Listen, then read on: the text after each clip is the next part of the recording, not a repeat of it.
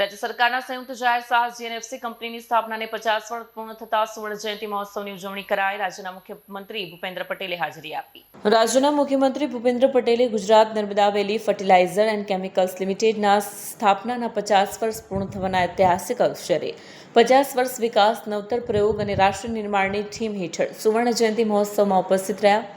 આ પ્રસંગે GNFC golden jubilee coffee book ટેબલનું વિમોચન પણ કરાયું. જીએનએફસીની પર્યાવરણીય પ્રતિબદ્ધતા સમાન 22,000 ચોરસ મીટરમાં ફેલાયેલું અને 92 અલગ અલગ પ્રજાતિના 1,01,972 જેટલા વૃક્ષોનું મિયાવાકી વનનું સીએમ ભૂપેન્દ્ર પટેલના હસ્તે લોકાર્પણ કરવામાં આવ્યું.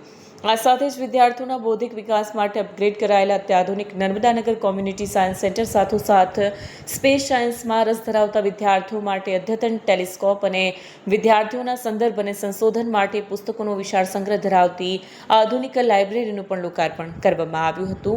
આ પ્રસંગે રાજ્યના જળસંપત્તિ મંત્રી ઈશ્વરસિંહ પટેલ, ભરૂચ સાંસદ મનસુખ વસાવા, ધારાસભ્ય રમેશ મિસ્ત્રી, અરુણસિંહ રાણા, ડીકે સ્વામી, રીતેશ વસાવા, જિલ્લા પંચાયત પ્રમુખ તેમજ અનેક આગેવાનો અને અધિકારીઓ ઉપસ્થિત રહ્યા હતા. વિડીયો જર્નાલિસ્ટ વિરેન્દ્ર પાટીલ સાથે સટર ટીવી ન્યૂઝ ભરૂચ.